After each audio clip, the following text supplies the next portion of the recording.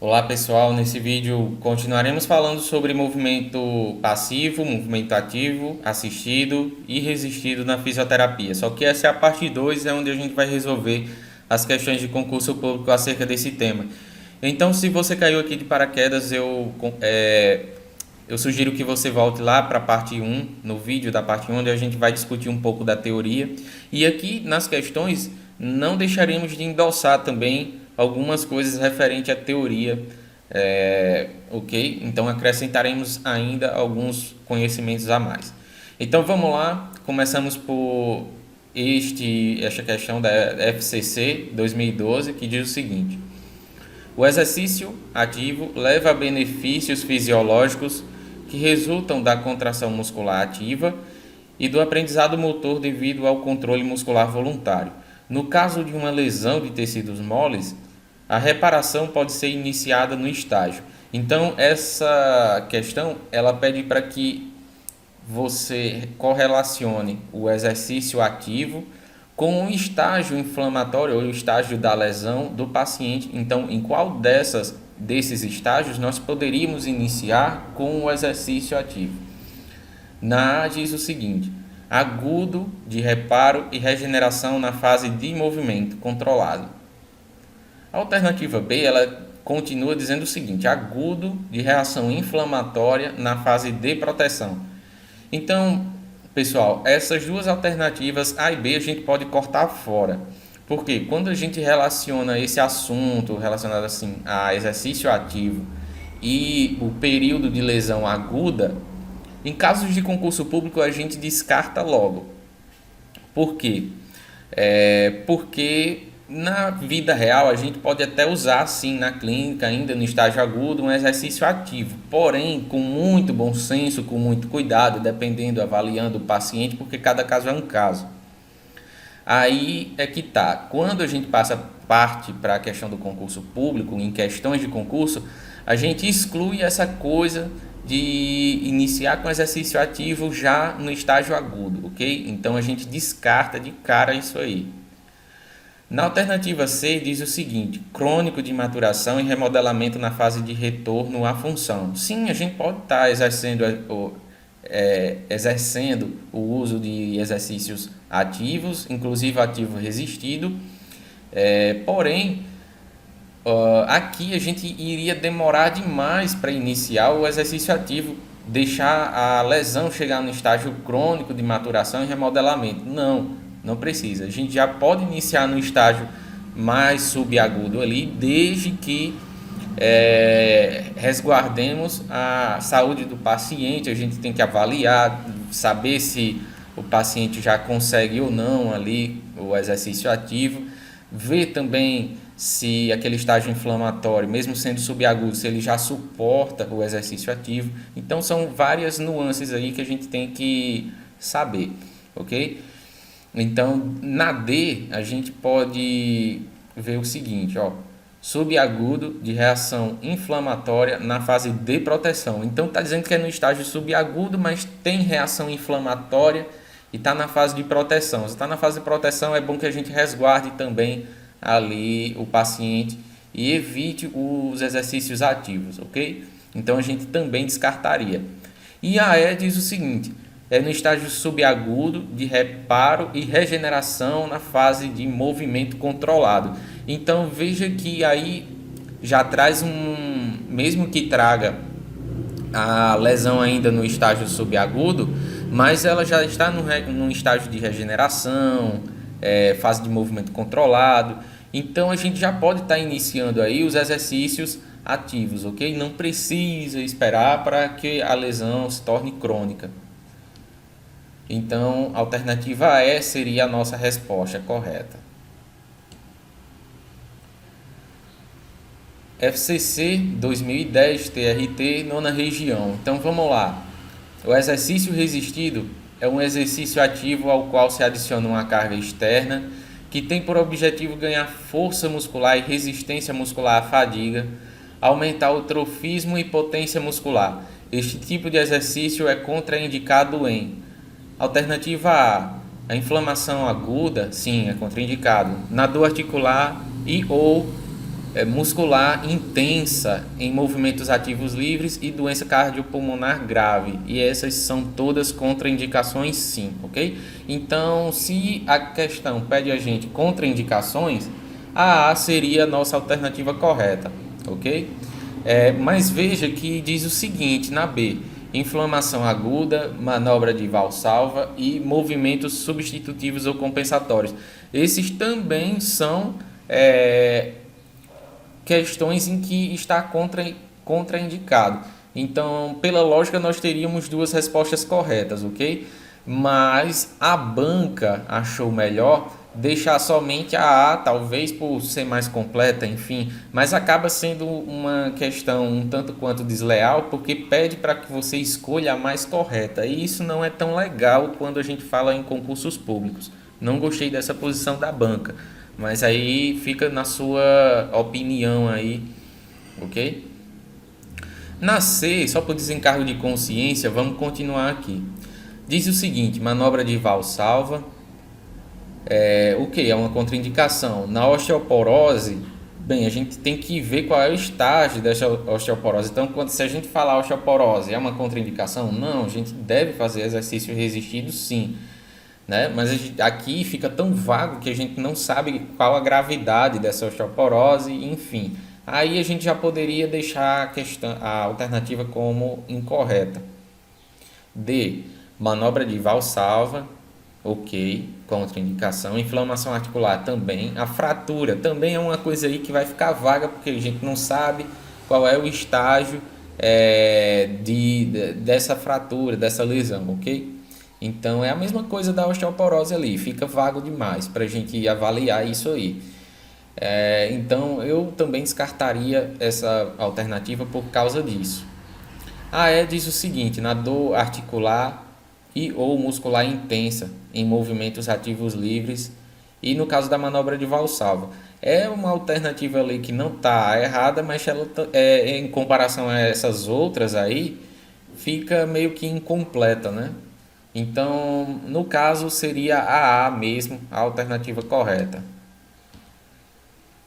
FCC 2013. Então, veja aí que a FCC gosta muito de trazer esse tipo de questão, né, relacionado a esse assunto. Tem questão que não falta mais e olha que eu só coloquei algumas aqui para a gente treinar, ok? Vamos lá. Introdução de exercícios de flexão ativa do ombro, rotação lateral e exercícios no plano escapular em pacientes que submeteram a cirurgia de reparo do manguito rotador acontece no período pós-operatório de. Então, pessoal, é uma questão que é bem, como posso dizer, não tem nem como a gente discutir tanto, porque ele traz períodos de tempo aqui, então era um assunto que você tem que conhecer para conseguir marcar a alternativa correta, ok? Não é uma coisa que a gente pode estar assim apontando pela lógica. Pela lógica a gente pode descartar a alternativa A de 1 a 4 semanas, né, que talvez seja um período ali muito curto para que a gente possa introduzir esses exercícios de flexão ativa, rotação lateral, enfim, ok? Mas a alternativa correta seria de 5 a 8 semanas. Eu pesquisei em alguns artigos científicos e muitos deles traziam esse período de 6 a 8 semanas, mas como não tinha de 6 a 8, eu marquei aí o mais aproximado e quando fui ver a resposta da banca era realmente a alternativa C, ok? Mas eu tive que dar uma olhadinha lá nos artigos científicos para eu conseguir responder essa questão aí. Então, pessoal, veja que não é uma questão que cobra exclusivamente o assunto, né, do exercício ativo, exercício passivo, mas essa questão serve para que você entenda as diversas maneiras que esse assunto pode ser cobrado, ok? Então, vamos lá. Vamos passando aqui para outra questão da FCC, que diz o seguinte: o exercício ativo assistido é um tipo de exercício de amplitude de movimento no qual uma força externa fornece assistência manual ou mecânica para conseguir realizar o movimento em uma amplitude maior. Os benefícios deste tipo de exercício incluem dentre outros: 1. Treinar inicialmente músculos fracos, tornando-os progressivamente mais fortes e aumentar progressivamente o trofismo. Então veja que ele está sempre aí colocando progressivamente. Então realmente está correto aí essa afirmativa 1, ok?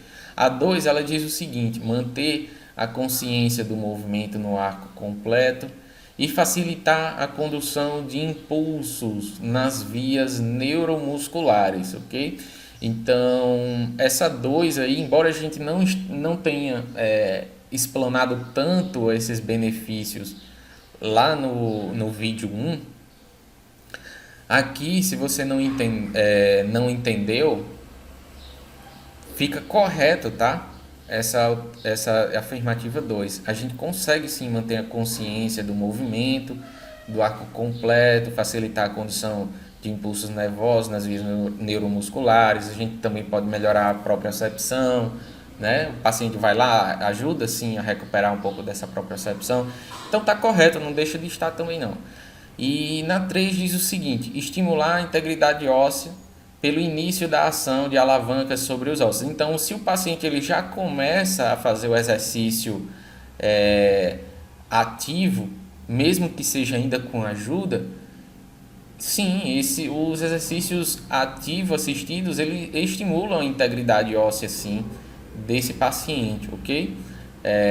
Então, nós temos as alternativas 1, 2 e 3 como sendo as corretas. Então aí a nossa alternativa C como sendo a nossa alternativa correta.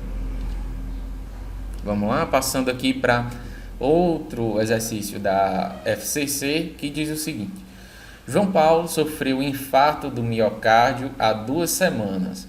Recebeu alta, retornou à sua casa. Ainda está bem debilitado e se beneficiará de exercícios de amplitude de movimento. Estarão relacionados com os benefícios do exercício ativo assistido. Então, novamente, benefícios aí do exercício ativo assistido. Tornar o músculo fraco progressivamente mais forte, visando a não necessidade do auxílio para realizar a movimentação. Então, o que ele quer dizer aí?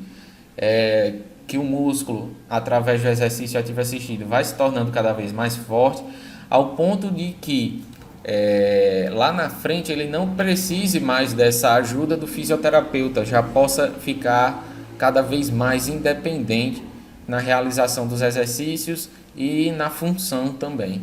Então está corretíssima essa alternativa, ou melhor dizendo, essa afirmativa.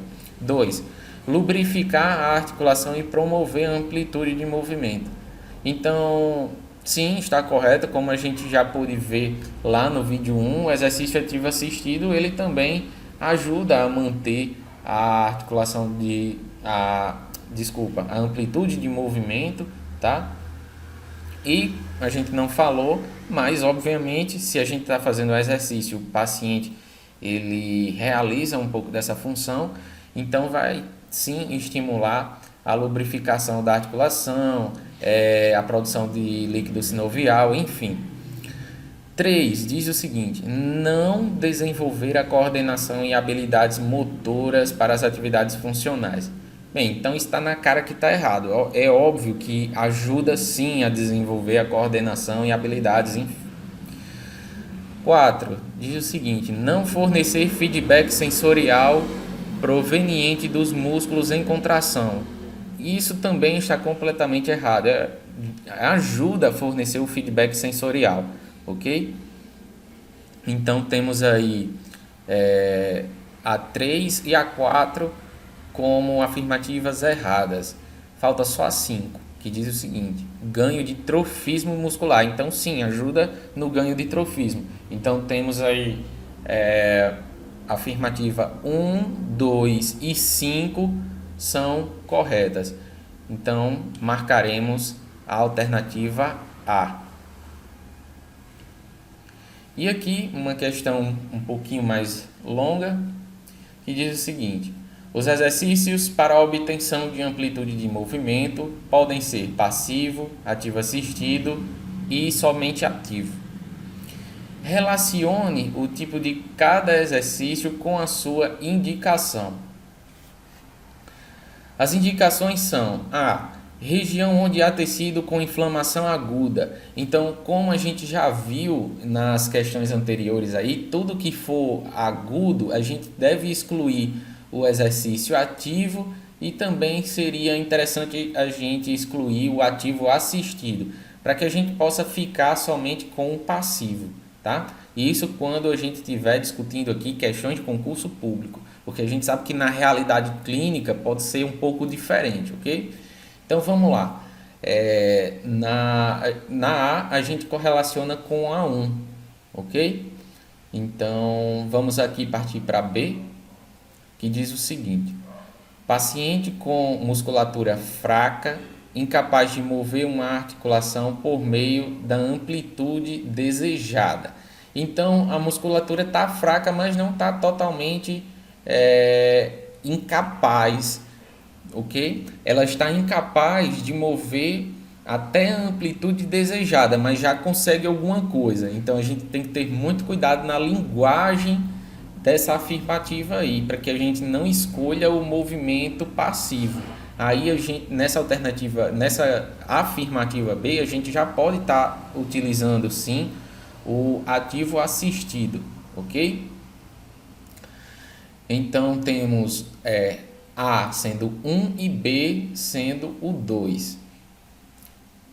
C diz o seguinte: programas de condicionamento aeróbico. Então, se vai ter o condicionamento aeróbico, é importante que o paciente ele já tenha o movimento ativo completo, né? Assim, o paciente já esteja independente para realizar o exercício, sem ajuda. Então, a C ficaria com o movimento ativo. Então, é C3, né? A1, B2, C3 e D diz o seguinte: nas regiões proximais ou distais ao segmento imobilizado. Ou seja, se tem um segmento imobilizado ali, vamos dizer, na perna do paciente, então sobra ali a articulação do tornozelo, que está íntegra, e a articulação proximal ali da coxa, do quadril, né? Então, nós nessas regiões proximais e distais, se a lesão fica mais ali no meio, então a gente pode estar usando o ativo mesmo, ok? Não precisa tanto cuidado assim. Então, nós temos aí A1, B2, C3 e a D é 3 também, ok? Exercício ativo, movimento ativo. Então, marcaríamos a nossa alternativa A. E agora fica finalizado aqui as nossas questões acerca do assunto. Se você quiser aprender cada vez mais sobre esses tipos de exercício, quais exercícios utilizar, além de muito mais para concurso público, para a sua vida clínica ou para você que é ainda acadêmico do curso de fisioterapia, esse livro aí ele não pode sair da sua cabeceira, tá? Ele é um livro de cabeceira de todo fisioterapeuta.